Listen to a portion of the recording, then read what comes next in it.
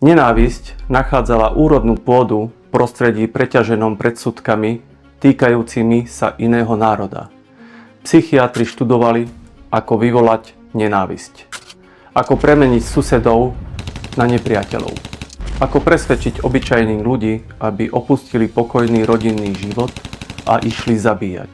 Aby však ideológia fungovala tak, ako má, podľa metódy antikultistov, bolo potrebné do toho vtiahnuť srbskú pravoslavnú cirkev.